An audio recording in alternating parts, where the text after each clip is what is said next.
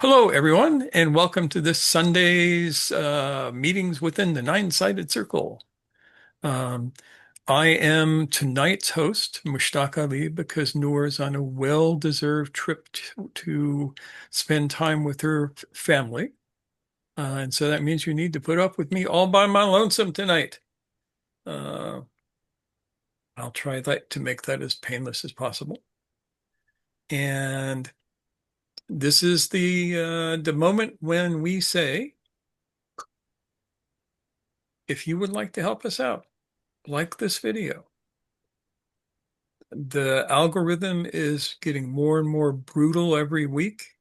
And we, as a channel that doesn't do much in the way of advertising, if anybody is wondering, we make about $100 every 3.5 to 4 months from our advertising. And the only reason we make that much is because we have to have a little bit of advertising to control what is put on. So hopefully you will never see anything like I don't even want to mention the names. The people who just really want to rip you off for that which is worthless. So like our video. Let us know that you actually watch it. Um, Subscribe to our channel. We love it when you subscribe to our channel. And what else do we want?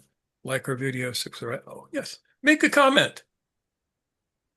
Your comments are really nice to read most of the time, or they're weird enough that I have to take a moment to figure out what you've said, and both are good.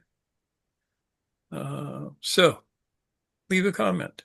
And you'll notice we give you the opportunity to make donations because this is an entirely donation-based operation here. And the rules for making donations is only give what you can afford to give. You know, if you give up a cup of coffee to send a couple of bucks to the nine-sided circle, that's great, but pay your rent first. That's always a good thing. And so with no further ado, let us get on with tonight's topic, which is jailbreaking your consciousness. Now, the idea of jailbreaking comes from your cell phone. And as you may or may not know, when you get your cell phone, it is basically programmed to be a slave to the company that sold it to you. You're only allowed to put the programs that are approved, the apps that are approved by uh, whatever, Google or Apple, whoever is controlling your operating system, and you're not allowed to take off. For those of you who get phones that have bloatware on it, you know what bloatware is? Y'all know what that is? Those are the apps that are come pre-installed on your phone that you cannot delete. And there's always a few in most phones. Uh,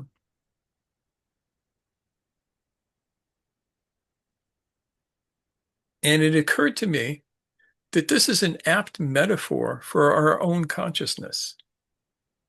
When it comes down to it, our consciousness comes pre-installed with um, a bunch of stuff that we don't need and that we don't want, and that controls our operating system. When you jailbreak your phone, you take away the power to control the operating system from the people who sold you the phone. And that means that they cannot exploit you any longer. And what if you could do the same thing with your own consciousness? We're going to look at this from two different perspectives. The first perspective is from Gurdjieff, because he spoke about this quite plainly. And then we look at it from the Sufi perspective because that's where we tend to operate a bit more.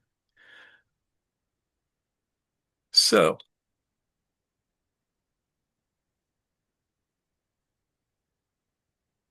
the one thing you have to think about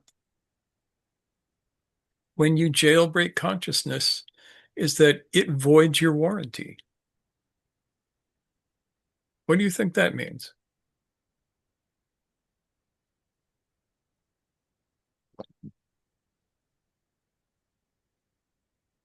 No thoughts? That's okay. Yes, James, what does it mean? Well, in this context, is warranty like social contract? Yeah, it's exactly Ah, what it is. It's the often unspoken contract that you have with those that installed the stuff on you. And if you think about it, in order to operate your phone, you have to agree to certain things. But it's not really an agreement because you have no choice about it. If you don't agree to it, your phone doesn't operate. If you don't agree to uh, the um, the apps, then you don't get to use them. You don't get to go through the licensing agreement and say, I don't like this part of the agreement. Let's negotiate that.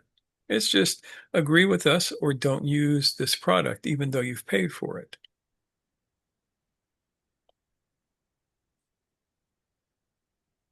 So that's part of the warranty that your system will operate only if you allow it to be controlled by the author of the agreements. And the other problem is if you jailbreak a phone, you can install anything on it you want. And you run the risk of installing malware on your phone. If you jailbreak your consciousness, you also run the risk of malware. It's a different kind of malware, but you could become a Republican if you're not careful. And I don't even mean that as a joke. You could also become a Democrat, which is a different kind of a problem. But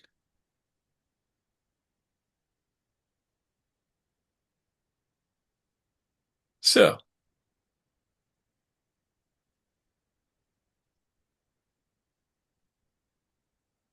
what is the basic form of the installed operating system?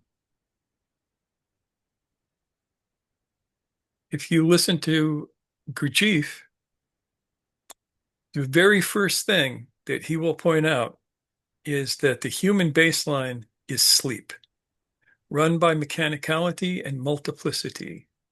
Also, multiplicity is the idea of many eyes taking turns to run you, just as you have the many apps that fight over space on your phone. The prison is identification, automatic reactions, mechanical emotions, um, imagination in the negative sense, and the chronic loss of attention.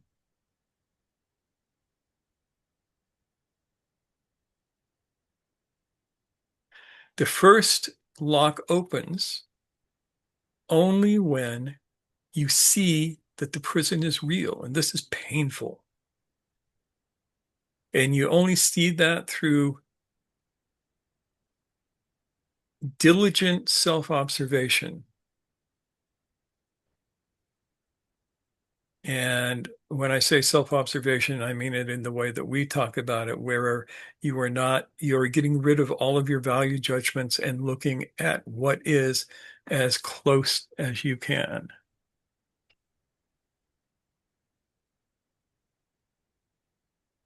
Does that make sense?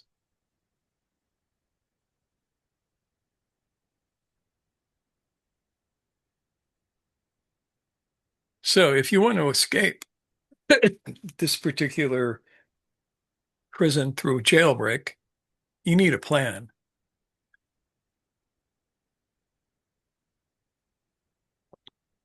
You need a key to get out of your cell, and it really helps to have accomplices. So the plan is your aim, the key is your methods, and your accomplices are your group and or a teacher, usually both. And it's going to cost you, not money. The work is free, but you pay with your conscious labor, which is sustained attention against resistance. And what Gurdjieff called intentional suffering, which is basically bearing the inner friction without sedation and without expression.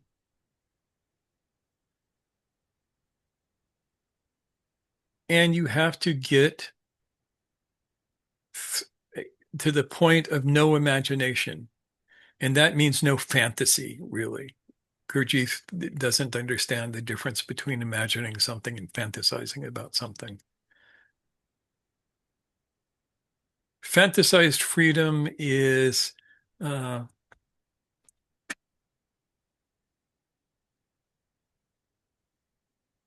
it's like the cartoon of the dog sitting in the burning house going, everything's fine.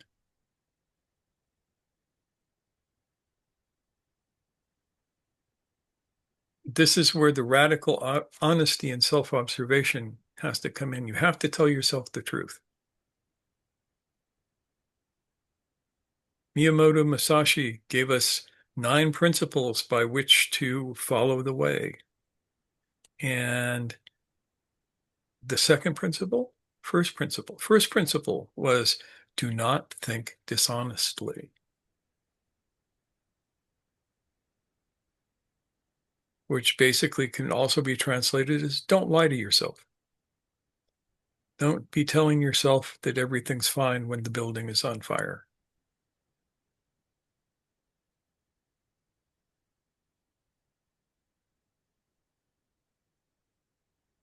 Is this making sense so far? Is this a metaphor that you might find useful? Any parts of it that you would like to discuss further? You guys are going to have to help me out a little bit because without Noor here to play off of, I'm just going to sit and talk. That would be boring. Osama, yes. Yeah. Um, this is just even the concept itself to jailbreak is kind of like what Ian shared in the beginning is fascinating. Um, One aspect that struck me, the thing that you were sharing earlier, is negotiating the contract. Now, yeah, we understand it in the sense of using a product, right? Like we don't even have the ability to negotiate any contract. It's either you take it all or nothing. Today I was thinking about this idea also, because most of the time in the context of a tradition or context of a set belief, um, it's either you take the whole thing or nothing. You can't, they don't, when I say they, I mean the system itself, the establishment of whether it's tradition or religion or whatever it is, to to negotiate, to say, hey, I want to take this part and that part, I don't want to believe in it. I don't want to engage with it, but I would like to engage in this way. Um, and this idea of negotiating the contract, it made me think of that concept as well. Um, and you immediately after that, you said you open yourself up to viruses, and which is part of it as well, right? Like Yeah. Yeah, this is fascinating, but the the the courage and the freedom to actually say, I want to negotiate the contract socially in whatever belief system, whatever tradition, whatever, even within myself. Um, what conditionings can I renegotiate within myself and with the people and the system that I'm in? Um, yeah, I just wanted to share that. Yeah, and that's important because now there are certain groups within Islam that say the door to ijtihad has been closed. You've heard this. And who has said that? Did the Prophet say that? No. Who said that? Who said the door to ijtihad is closed? Ijtihad is, uh, how would you describe that, Osama? You're going to give me a better definition. um, Well, I don't even know how to. It's I don't know. How it's a would you? rational, logical assessment of what the facts might be, of what the meaning of something is. So if you're a Muslim, and this is easier for me to talk about that, some imam comes to me and says, we must hate Christians. I'm going to say, according to whom? And that usually freaks them out. Just that question. Works the same for Christians too. We must hate Muslims. According to whom? There is nothing in the Quran that instructs me to hate Christians. I can't think of a single thing that says, oh, you need to hate all the Christians. Yeah, well, that's the idea is that it's either you take the entirety of the system, that you subscribe to the entirety, uh, the contract, right? Or nothing. But Yeah. that question, according to whom, now the renegotiating that contract, and mind you, I'm not saying renegotiating the contract with somebody else, right? This is all, it's internally to red line the contract of, okay, this works, this doesn't. Yeah. Um, All of the contracts, Christian, Muslim, Jewish, Hindu, are the creations of human beings. God never wrote a single one of those contracts. There's some guy out there saying, this is the way it has to be because I read the Quran and I interpreted it and my interpretation is correct. I speak with the voice of God. And we know that that's not true. No living human being speaks with the voice of God, as far as I can tell.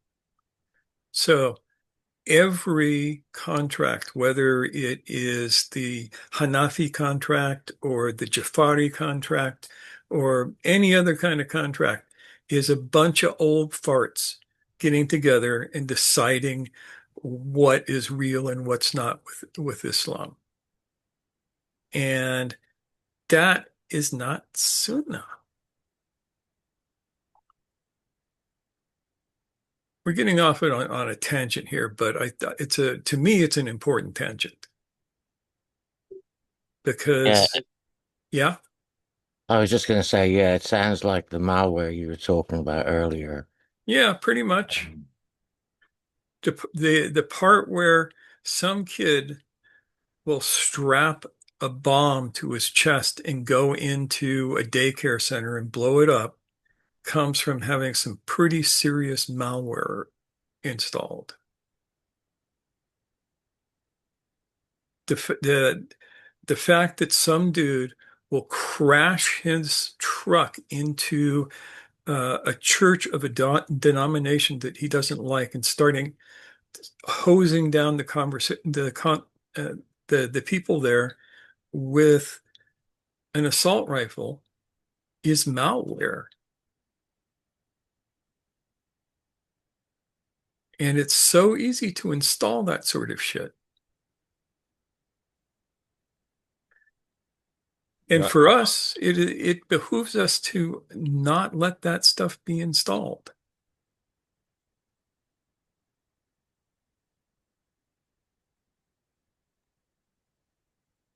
And it's interesting to think of very simple things like road rage Yeah. malware. Yeah. Yeah, and there's all too much of that.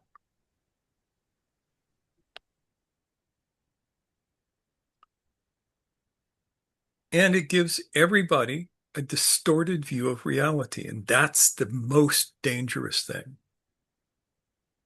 You have a view of reality that does not match with the actual. But you run these malware programs inside your head and you act as if they are true.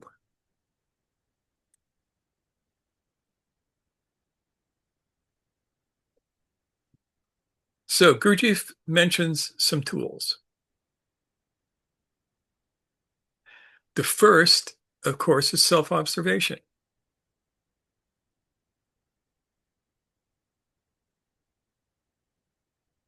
Self-observation demands that you see posture, breaths, microtensions, thoughts, feelings, and impulses exactly as presented in the present moment. And not other people's, your own. Right now, ask yourself, what is my breathing pattern telling me about how I'm feeling about this topic?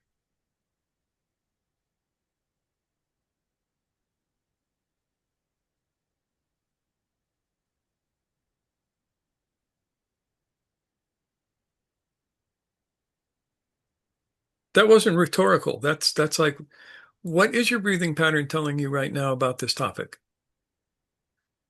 How is this affecting you?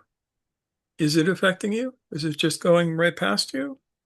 Does it mean anything? Making me feel pretty good. Yay for that. I think maybe like, I don't know if this sounds good, maybe like a little anxious. Yeah, that is a very common first response to this.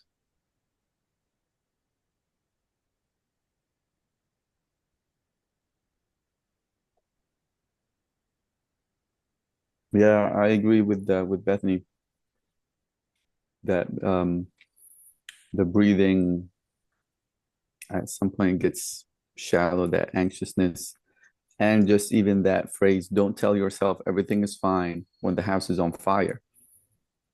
And like so many, when the house is on fire, when even the world seems like it's on fire, and using ways to navigate to whether it's trying to escape from just seeing that all the time, internally and externally, um, that truth telling is that's a sharp knife. It's really Yeah. sharp. Mm-hmm. I think for me, like more so anxious feeling because, it's the information that I've been, exposed to, that I haven't practiced very much. And just like this feeling of knowing that if it had been practiced, you know, maybe things could be, brighter. Yeah. And we have a couple of comments as well. Uh, First of all, Anissa says she can't use her camera or mic today. And other than we love seeing your smiling face, that's perfectly fine. She also says putting in the effort. I'm not sure what that means. And RM says, I feel tense. And that, again, that's a very common reaction. You all are having pretty standard reactions to this because the thought of violating your contract, as they would put it, is scary.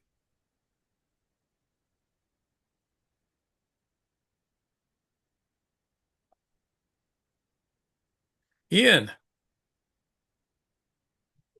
Yeah, I think the reason I feel pretty comfortable with it is that this is not a new thing for me. Yeah. I've been And living with you're this a for a long weirdo, time. That's you're not normal. And I mean that as a compliment. Oh yes, I know that. I've accepted that I'm weird for decades. Yeah. Um, I do want to make a comment that may or may not be at a tangent here. One of the things I've been starting to notice recently is that instead of talking about the robot or the mechanical self, I've been starting to think to notice in myself that I have multiple robots and they all have different goals. And I've been starting to notice the buffers between them, and I've been meaning to try to get to more research on that, but I haven't really got very far so far. But I think this corresponds very well to Gurdjieff's idea of multiple eyes. The Yeah, eyes are actually individual robots with their own goals. that's exactly right. That is completely and utterly correct.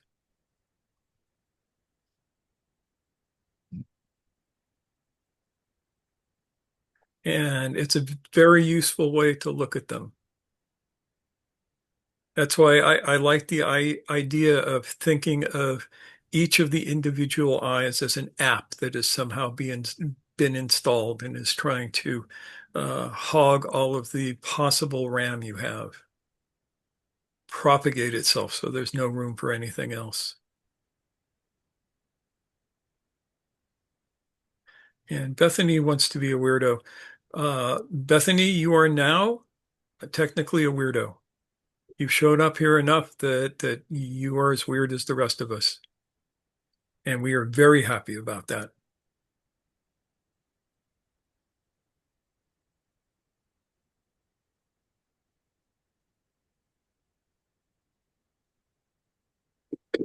Mushtaq, Yes, ma'am. I felt a little uncomfortable and I've checked in with my uncomfort, and there's two sides to it. One is the positive, in which my comfort zone is obviously being disturbed if I'm uncomfortable. Mm-hmm. And that's a good thing because that means the sedimentation is disturbed. Something had settled really comfortable and now that's been a little bit moved and hence disturbed. And that's a good thing. And the other side, when I look at it, and I guess it's because the idea of ijtihad and it not being allowed is, my belief was that it's for this very reason of this malware creeping in because of the independent reasoning. Whereas with the ijtihad, that's been done by people who have understood the deen and the sunnah and the, you know, all the hadith and the jurisdictions around the teachings of the Prophet, who has said, I have now completed the deen. So they've done a framework in which is inclusive, and therefore anything out of that would become malware because of the slippery slide of people very easily choosing what works for them and what doesn't work fantastically, romanticizedly. Just before this um, connecting, I was on the phone with somebody who was complaining about somebody who was challenging them regarding a discipline of how to pray was discussed between them. And this person was very strange in the ways they reasoned of how prayer should be done Islamically, whatever that would mean. And you understand it in the first time when people are coming into the fold and learning, and in the learning way period. And then there's a fine line where it can be taken off from this independent reasoning where all kinds of unhealthy ways can be brought in, saying, well, I have the individual right to do it my way, meaning not accepting some things from the Quran and the teachings and accepting only what they want to accept, which can be quite dangerous, because when you take out one ingredient from a cake, it could change the whole way that cake's going to be. So, and there's so much danger in the way, like with the suicide bombings and people who think they're going to get 70 virgins because of, and this is such a fringe kind of teachings that have come out of desperations or is used to create desperation, that it's, we know it's not Islamic because it doesn't fall into the main ijtihad rules. I don't know, I don't want to confuse it or make it about the religion, but I'm happy that I've been disturbed to re-look and to rethink these things, because I want to jailbreak from my conditionings that aren't serving me anymore. And there's levels to all of this. I know Yeah.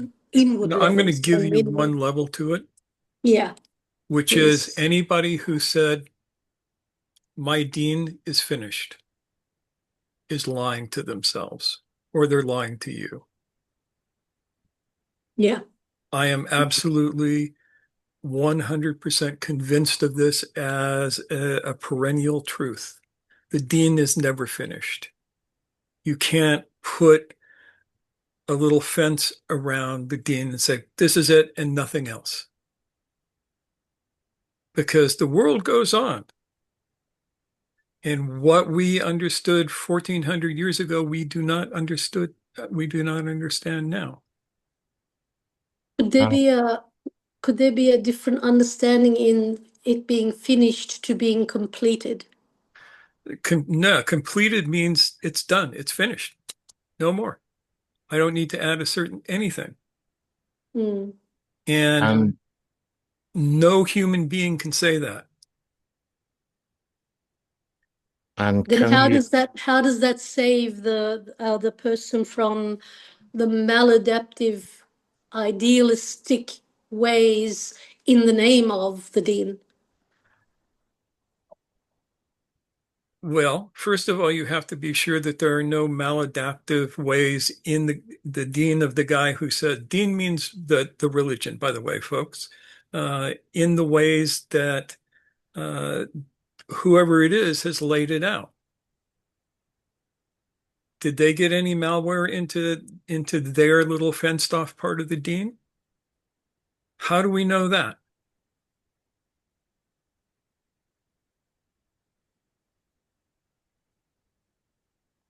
This is why we follow the Prophet and the rightly guided, the teachings of those whom we believe have Do we follow the explained and do prophet, the or work. do we listen to somebody who says that they follow the prophet? That's the question. Mm. Yes, there's a lot who claim they are teaching what the Prophet said, and it's usually their opinions, Yeah, and we need to be aware of that. yeah, and opinions are like assholes. Sorry, that's a crude American joke, but it's also true. Everybody has one. And even if we look at the four Sunni mazhabs, there's plenty of disagreement in those, and yet they're all correct. How can that be? That's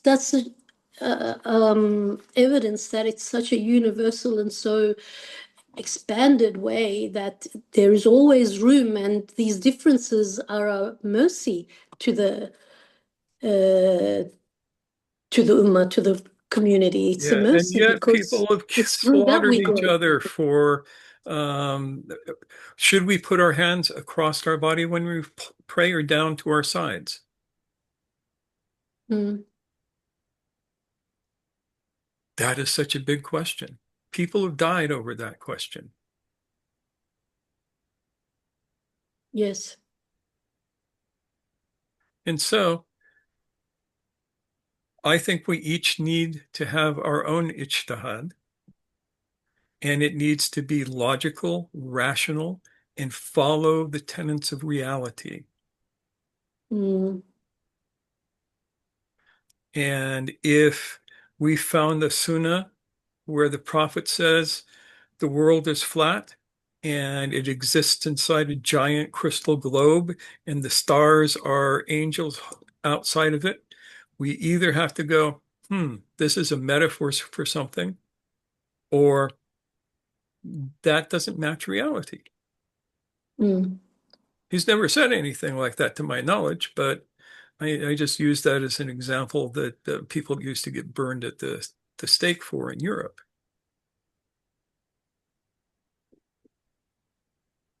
mm, So my understanding of the instructions of the prophet about how to practice your religion is study. First of all, study the Quran, study the Hadith. You didn't need to study the Hadith when the prophet was alive, but same basic idea. And consult the people who know more than you do. But consulting the people who know more than you do does not mean that you just uncritically Blindly buy follow. into it. Yeah, yeah, And that's where it becomes a problem, no matter what. Uh, yeah. I hang out with a lot of Shias because there is much good to be found in the Jafari madhab. And one of the things that is not good is they say that because you're imperfect, you have to follow somebody who is perfect. And all of the Ayatollahs are perfect, so you should pick one and follow him. Now, Sunnis have been told something very similar to this, but it goes to the extreme.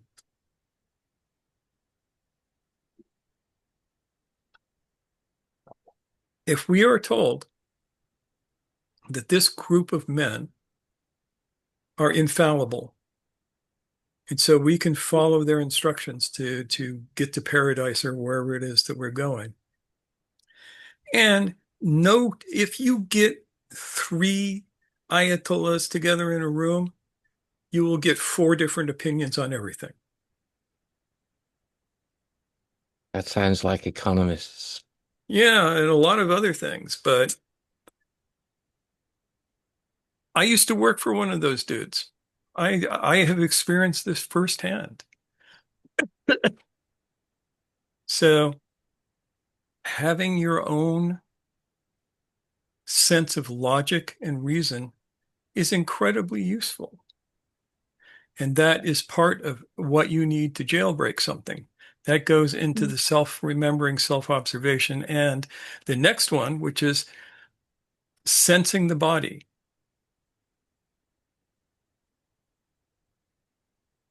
Having awareness of your physicality, being in the body, being in the breath, being able to sense every part of you from your feet to the top of your head, your hands, your arms, and being able to dwell in that sensing.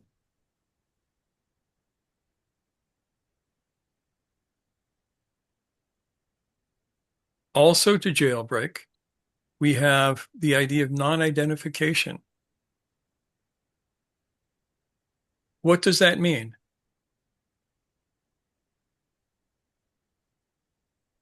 If I say, I heard this thing and I am angry, I have identified. When you see A is be. This is called the is of identity. And you have identified the essence of A as equivalent to the essence of B. So rather than saying I am angry, you can say I am experiencing anger. Anger is moving through me.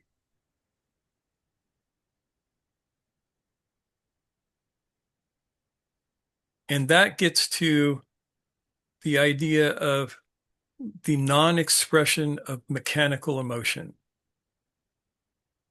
And this is something that requires constant vigilance.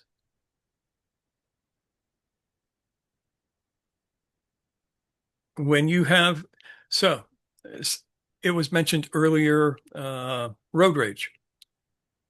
Road rage is mechanical emotion. And you can see that there's a trigger. There is a purely unconscious response. The person who's experiencing the road rage is literally not in control of themselves. This particular program is in control of them.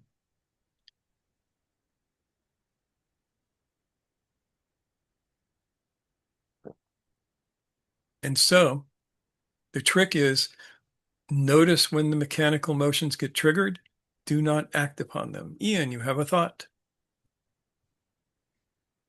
Yeah, this goes back actually to when you were talking about self-observation and the importance of seeing exactly what is there. And one of the things that occurred to me about that is that it's really, in a sense, very much the same as the Buddhist idea of illusion, or the concept of Maya as the world of illusion.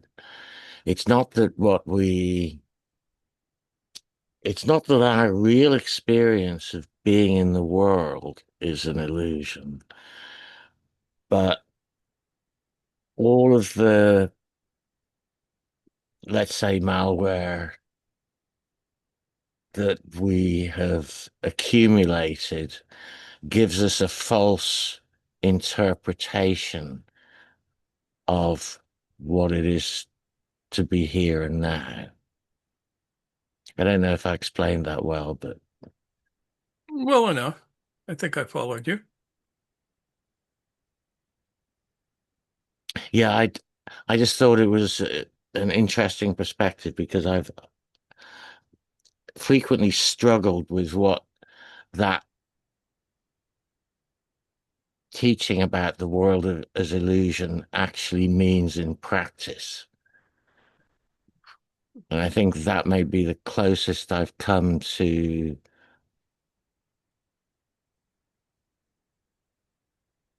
really getting a handle on it.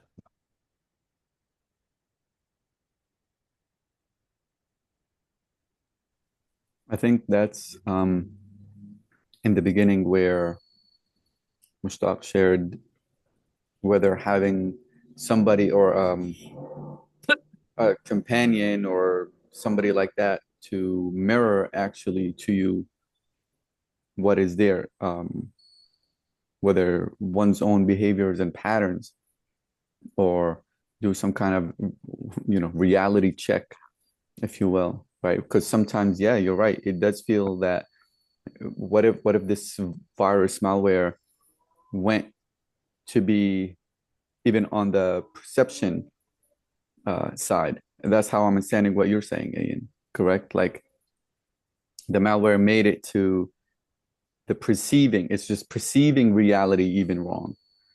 Um, so having a mirror outside of oneself, whether it's a teacher or whether it's a companion on the path, may aid in seeing where something is off of what I'm seeing about myself or reality and what this other person is mirroring back. Does that make sense?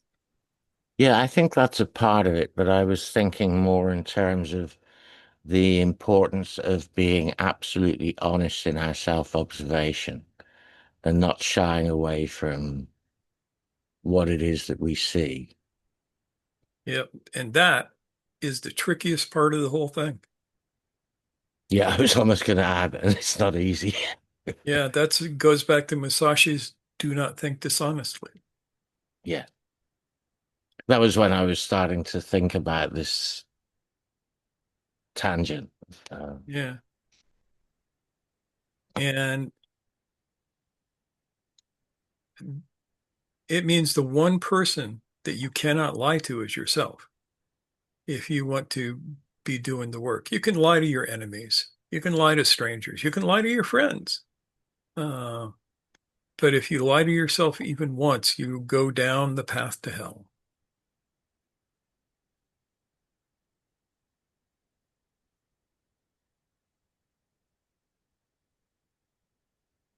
So Anissa has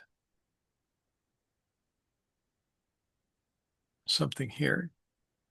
She says, I find myself only being able to do self-remembrance when I am still or by myself, and usually would go over my mechanical reaction after it happened. How do I break it from that? How do you focus on the conversation, action, etc., and the self-remembrance at the same time? And that is the $64,000 question. This is the stepping across the equator in your process.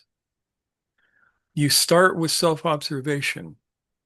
How did I get triggered in that particular situation?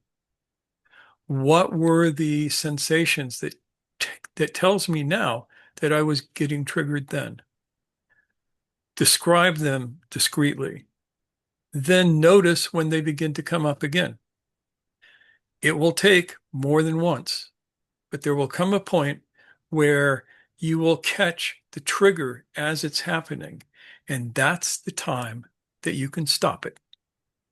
And the way you stop it is through what Gurdjieff called self-remembering. This is murakabe. This is the taking account of your behavior. And you can interrupt it. In the biz, we call it a pattern interruption. And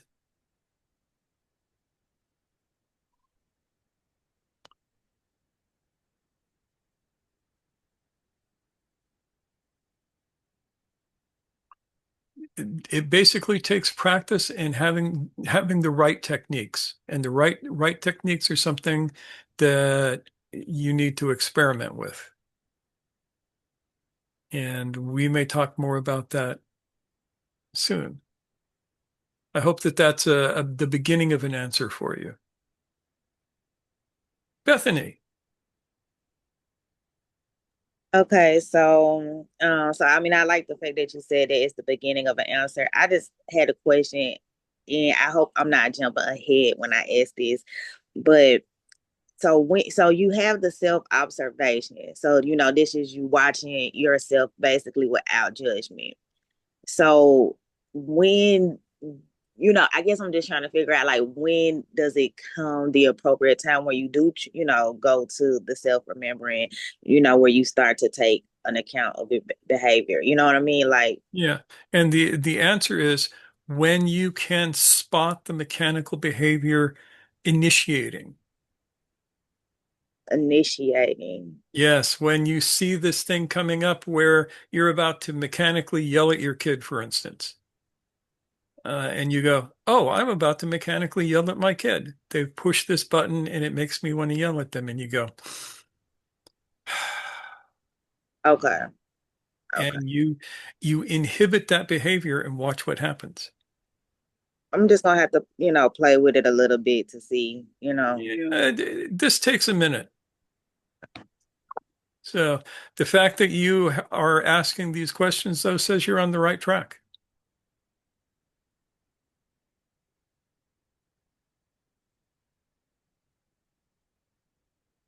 Okay, so a couple more things. Let me give you the sequence for jailbreaking. First, you have to see the mechanical pattern in real time. Second, you have to contain expression and sense the body. Gurdjieff says divide attention, but it's not really dividing attention, it's expanding attention. So that you can be present here and now in your body and at the same time be aware of the behavior that's trying to get out of you. Step 3, name the feature at work. You know, is it vanity? Is it fear? Is it self-love? Whatever. Just enough to mark it. You don't want to make a full-blown label. You just want to make a marker so you can see it when it comes around again. Step 4, remember your aim. When that pattern comes up, ask yourself, what is this pattern serving? How am I serving this pattern rather than my own truth?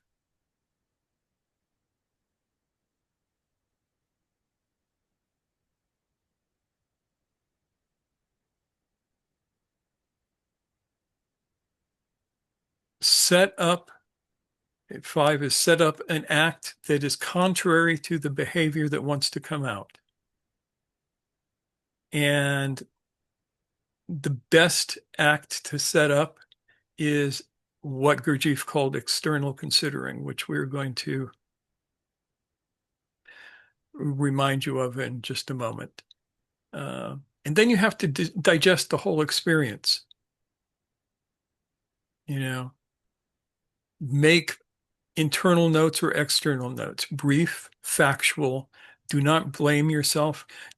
Do not tell yourself stories about it. Telling yourself stories is like, oh, I accidentally took some poison. Here, let me take some more poison to make it better. Stories do not make it better. And can I give an example of aim?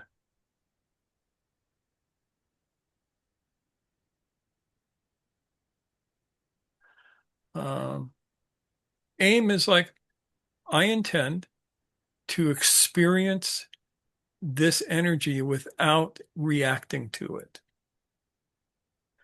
Today, I aim to be awake. Or if you're like some of us, today I aim to misbehave.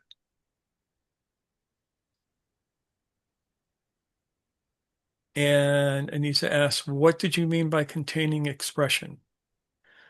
All of these mechanical behaviors want expression. That's part of what the trigger does, is it sets in the mechanical expression. You've hurt me, I'm going to burst into tears. You've angered me, I'm going to yell at you. You have disappointed me, I'm going to turn my back to you, whatever.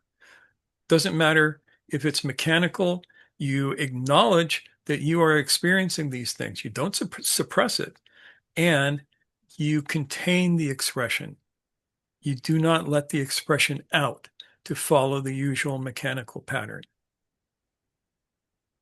This is tricky and a bit unpleasant because this creates the friction that mechanical program really wants to get out and rage in the world. And if you do not allow it to do that, if you contain it within yourself, it creates heat. That heat can be used for work. Mushtaq, is that like the expression is the food to continue the mechanical reaction? It's exactly like that. As a matter of fact, that's a better example than I gave. So what she said, folks, that's exactly what we're talking about. That expression feeds the mechanical behavior if it's released. If it's not released, you get to reclaim the energy.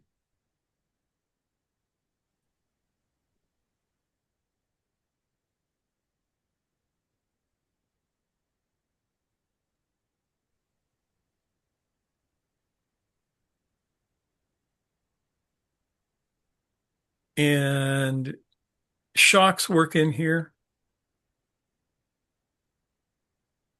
I don't want to say too much about that right now because people tend to misunderstand applying shocks to these situations. And The like the containing aspect can be difficult, but rarely do we regret it. It's true. And then a lot of times we can look back and say how absurd it would have been if I would have been acting mechanically. Like the and just continuing off the road rage guy, That's like what I was thinking. what's he really gonna do? You know? And you have to like to see the absurdity in the jail or the prison, or basically a slave. He's in bondage to these um to the malware. Exactly right. And to see, and then it's like, that's how much we don't want to be that guy. And so we observe. Yep.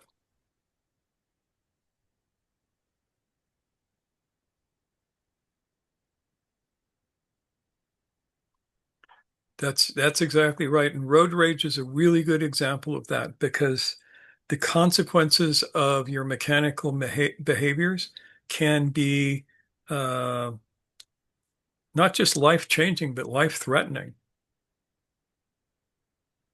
You grab a tire iron and jump out of the car to go beat up the guy in front of you, and he jumps out with a shotgun and blows you in half. This has happened more than once.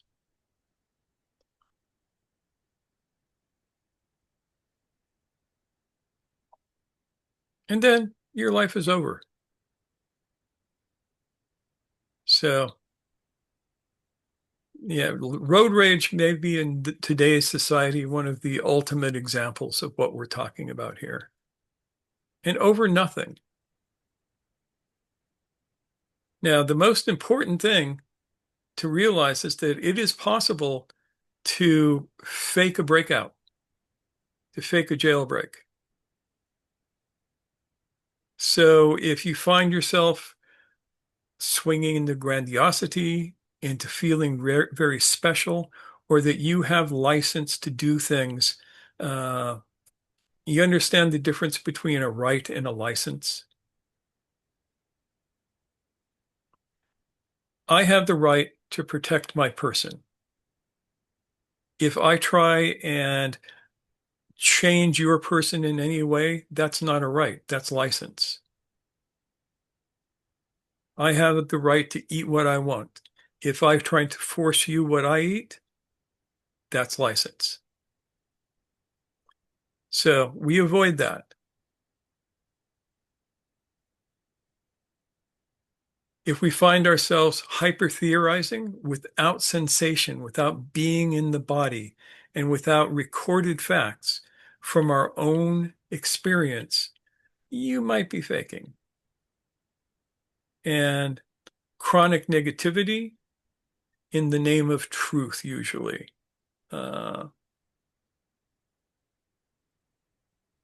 You may be faking the breaking.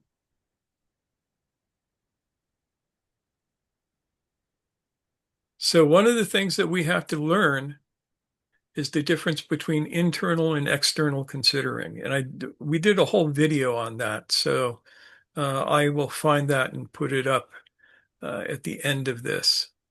But just briefly, external considering is observation of the real.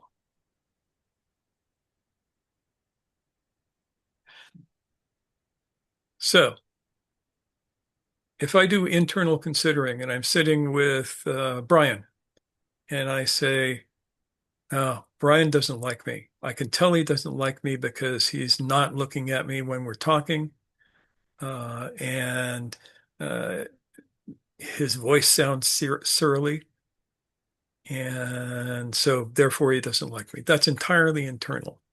External would be to describe exactly what I see, and hear without adding my own shit to it. So Brian is sitting in a way that has him turned to be maybe comfortable. I don't know. His voice tones are medium. For him, they're neither loud volume nor quiet volume. They're neither high pitch nor low pitch. They're just medium.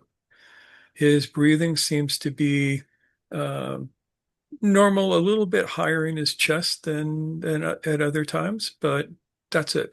That's external considering. Seeing what is in the people around you rather than projecting your shit on them. And this is essential to this work. And we'll talk more about that later. Any Very questions before? useful with family as well. Yeah, extremely useful with family. Now, strangely enough, Sufis have a model that is nearly identical. Yes, Ian.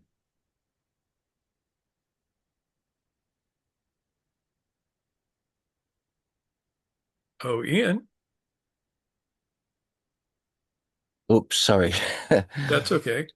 I was just saying that I think your description of external considering there is actually a lot better than anything I've read about what Gurdjieff said about it. Yeah. It makes a lot more sense to me. Yeah. And remember, what we know of external and internal considering are mostly from In Search of the Miraculous. Right. And so that was Ouspensky's memories of what Gurdjieff said in Russian that then got translated into English. So I am not surprised that it is languaged poorly. But in reading over everything I can find, I'm pretty sure that's exactly what he meant. Though he may not have had really good words for it. Yeah, I'll just add that while I have an idea about how internal considering works, I think that's something I need to explore further because it's presumably related to buffers Oh, as yes. well. It's entirely sieved through your buffers.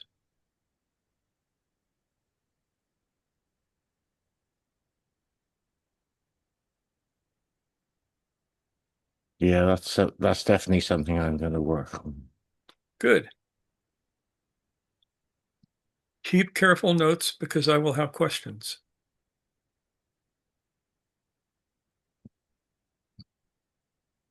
So the Sufis will, at least my kind of Sufis, will describe this phenomena very similar. The prison that you're going to jailbreak from is made from reflexive stories. Me, mine, my grievance, my plan, and of identification that calcify around them. So your habit becomes the bars to your cell, the fear becomes the walls, the guards have names like distraction and self-importance. And to jailbreak this, you don't use brute force, but the hack is a surrender hack. You don't pick the lock with willpower alone. You often uh, it's done with remembrance. It's done with Dicker, the remembrance of the real, and that melts the bindings.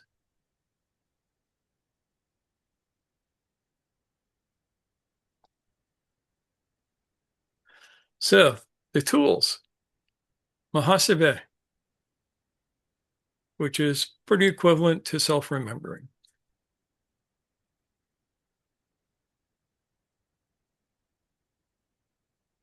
Supa, which is basically patience and sohbet. You sit with those whose hearts are also tending towards freedom. And freedom's contagious. So this that we're doing now for those of you who are here with us is sohbet. That's why it's not just me talking to you. That's why this is a conversation. And those who are watching this on the replay are just getting to look through the windows from the outside in. The real work happens with the people who are here, and together we create the teaching.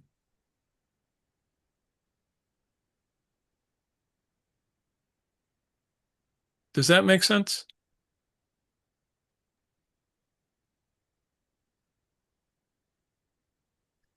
And when you get a bunch of people together like this, the freedom becomes contagious. You basically cheer each other on.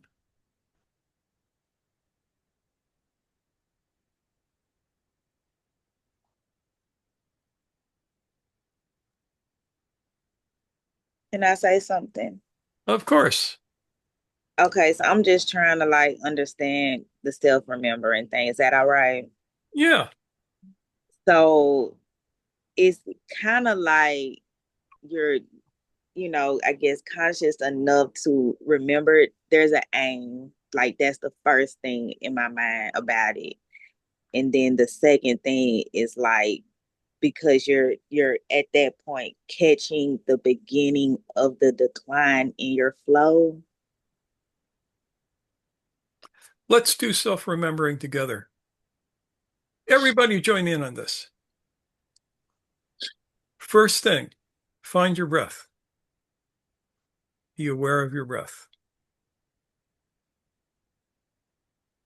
Then allow yourself to be aware of your body. Notice where you are. Allow yourself to feel the room around you. Sense things like the temperature of the air, the quality of the light, any sounds that might be present, while still remembering your breath and feeling your body. Now, notice yourself noticing all of these things.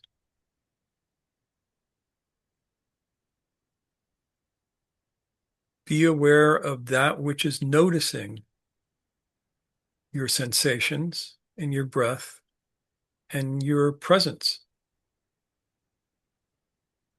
You'll only be able to hold on to it for a second at first, but keep going back to that. Where is the eye that is watching out through your eyes? This is what self-remembering is in a nutshell. It is the process by which you are both referential and reflexive at the same time. Does that make any sense at all, Bethany? I just have to spend some more time with it. Yeah, this is something that requires a lot of practice. It's not something that you get the first time because everything in our life experience is designed to keep us away from this. I probably am complicating it. Nah. Yeah, you'll get it though. You are smart, you are clever, you are competent. I know you can do this. You just have to find the way that works for you. And the cool thing is when you find the way that works for you, you will have found a way that works for a lot of other people. And I'm giving you the way that works for me, which may not be the best way for you.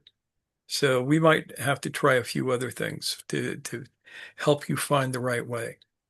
But your right way is there. If I can jump in here Please. for a second. One of the ways that um, to describe the process of catching those mechanical actions is that this way of presence, it just makes one sensitive to the subtleties of the sensations of the body, so that just like a bubble that's an air pocket that's coming from a bottom of a lake rises up to the surface of the lake, from that sensitivity through self-remembrance, whether it's kind of like what Mushtaq just walked us through. I feel for myself that I can catch that air pocket closer to its origin than it is to the surface. And when I can catch it closer to its source, that's when I can become awake and observe it and be able to do something about it, actually take action consciously with it, rather than just letting it take over and come to the surface. I find for myself the image of that air pocket coming from the bottom of the lake to the surface helps me understand of how these emotions, the way that I react mechanically to things, kind of moves, has this kind of movement that kind of emerges from the bottom. Hopefully that was helpful. I think that's a great metaphor. And I just had a question. Do you feel that the longer you've been in the work, the quicker you're able to catch it? No, so at this point now, you catch it almost at the source? Almost. Yeah. But yeah, the more sensitive I can feel within my body, that sensitivity, then the quicker I can catch. And each thing has its own, like I can be more sensitive in certain reactions than other, right? There are certain habits or patterns that I'm still working on that I'm not as sensitive to.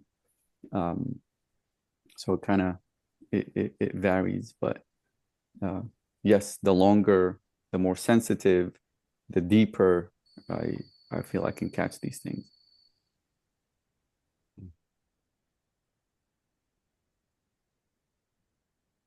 So another thing from the Sufi point of view is service. People get this word wrong. This does not mean service to a teacher or a path. It means service to God. How do you do service to God? One of the best ways to start is that you do some small good that's hidden. Nobody knows. And notice what that does to your ego.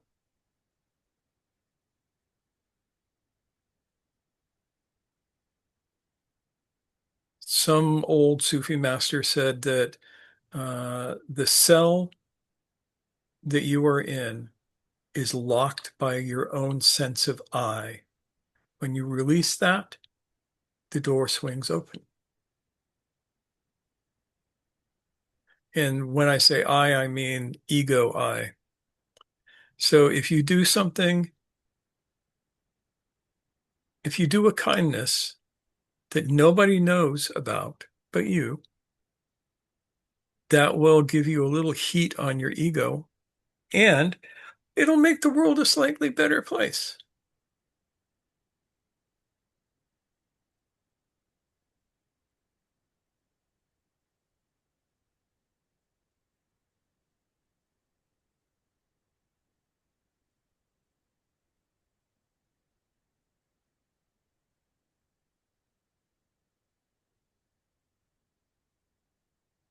What are your thoughts on that?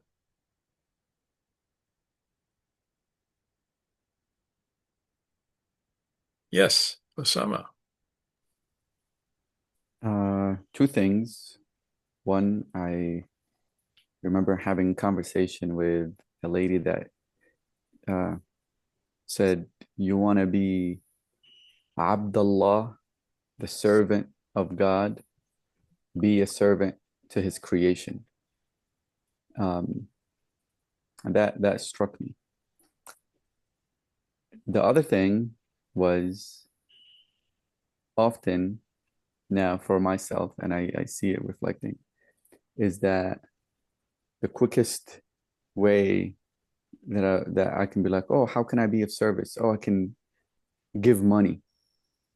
And that being like the quickest and easiest way. And then I thought like,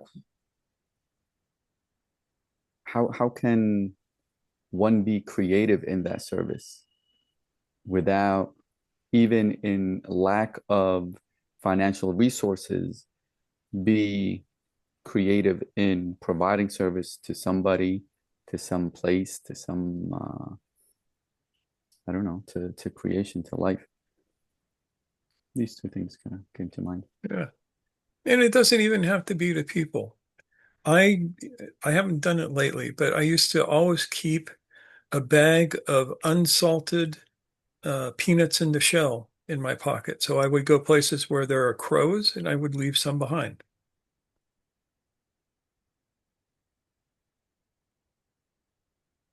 Simple. There, I don't know of any around here, but back east where I used to live, there was a restaurant where instead of tipping the waiters, because there was a sign that said, we actually pay our waiters so you don't have to tip them. But if you'd like to give something, up in this board, you can put a certain amount of money towards a meal or towards a cup of coffee. And there's a lot of places that do that. They have a cup of coffee board. So if you're poor and out of money, you can come in. And if there's a piece of paper there that says good for one cup of coffee, you can take it down and hand it in. Somebody gets a cup of coffee. One of the things I used to love to do when I lived in Marin County, I would be driving across toll bridges all the damn time. And so I would pay for the toll of the person behind me. And that's always fun because they're shocked. And I did that for a couple of years. And then one day, just out of nowhere, somebody paid for my toll. And the toll booth lady could not understand why I was just sitting in my car laughing. Because it just shows you that it all comes around. But money is only one form of kindness. And it's one that you have to be careful with because sometimes the kindness is less than the harm.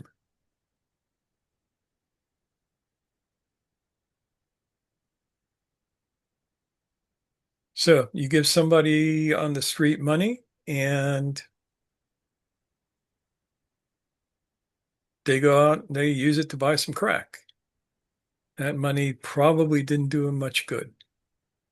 On the other hand, if you have a bunch of gift certificates to McDonald's, you can give them one and they can go get a meal. Not a great meal, but a meal.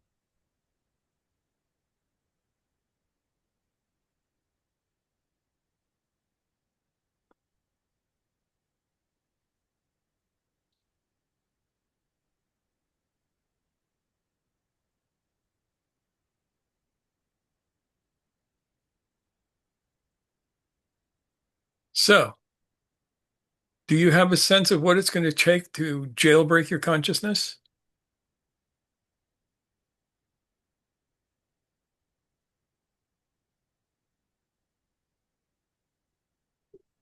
A lot of effort. Unfortunately, yes.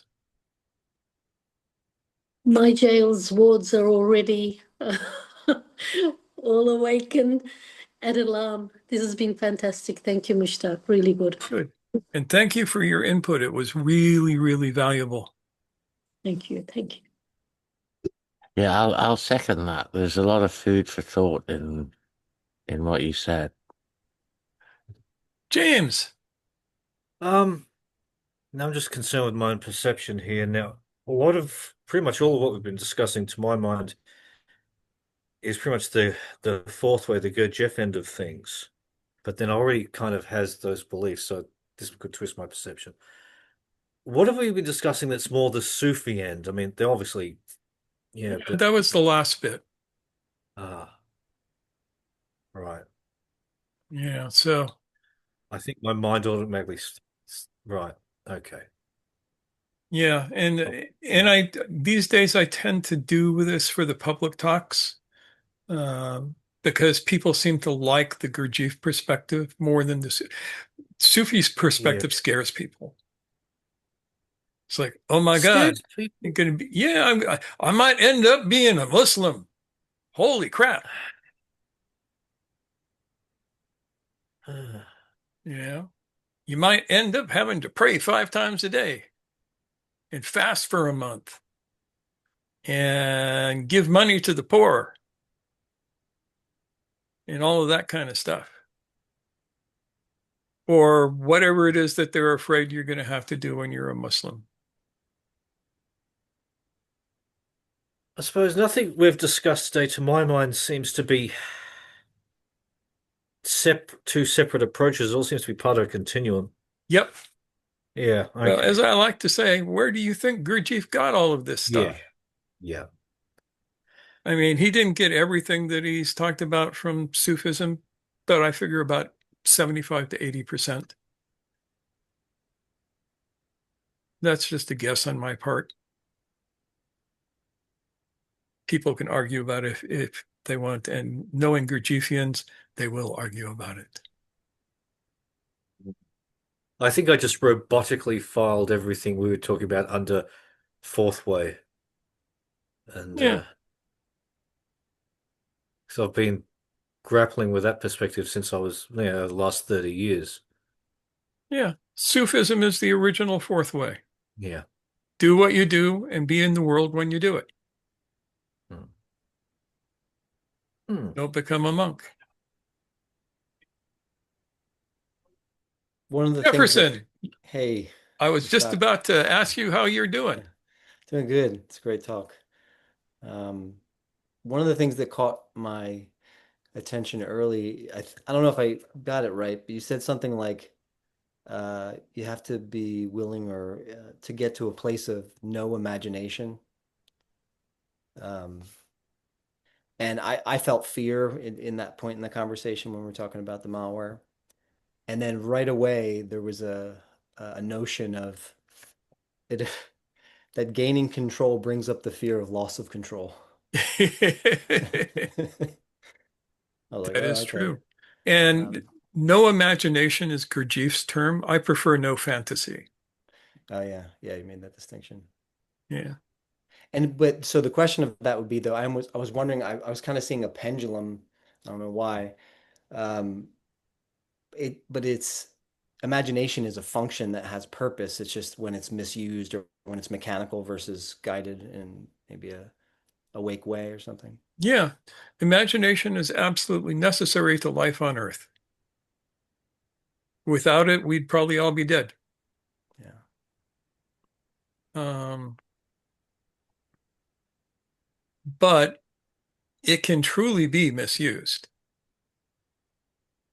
Think about when you were maybe 14 or 15 years old and you saw some girl and you were smitten by her and you spent hours a day imagining hanging out with her. That ever happened to you? Happened to me. Yeah. Yeah. That's a wrong use of imagination. The right use of imagination it would have been for plotting for ways that I could actually hang out with this girl and find out if she was worth talking to. Making a plan that you would potentially follow. Yeah. Yeah. Yeah. Without imagination, we would not have most of what we have in the world. We might have a rock, maybe a stick. Stick is iffy, because it takes imagination to figure out what you can do with a stick.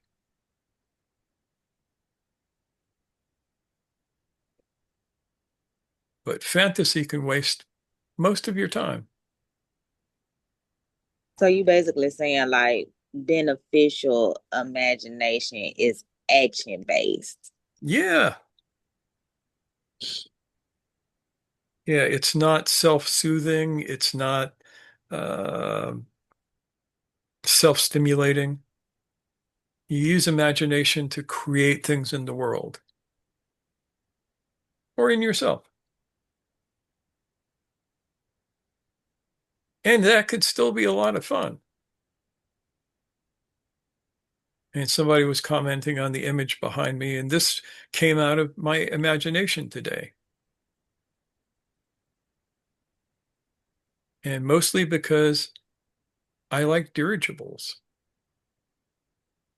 And so I imagined what it would be like to have a steampunk style dirigible floating over a medieval city with a lot of, because it's October, a certain amount of spooky energy to it.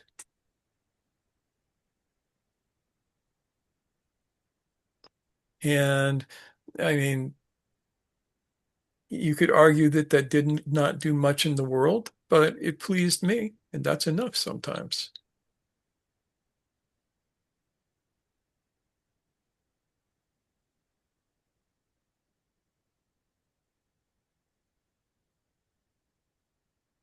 So, any last thoughts, questions, answers, queries, ponderances?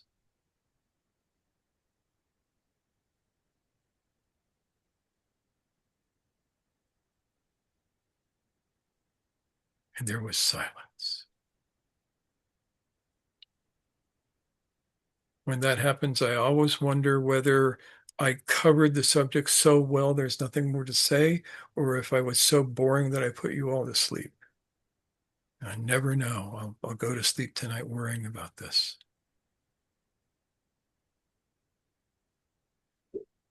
It was absolutely amazing. Yeah, I'll just say that we've been through the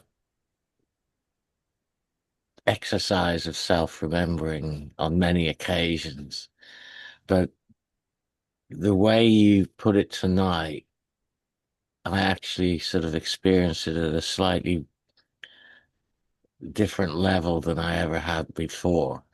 Dang. Um, Give and me a I've been gold star. Give you a and I've gold star. and I've been trying to maintain it during the rest of the talk, with of course lapses, but it's been very pleasant is a bit of an understatement. Excellent. Keep that up and report back. Well, folks, I have us on Brady Bunch mode. And so the first thing you want to do is wave at Noor because she's going to be watching this later. And then we will see you all next time.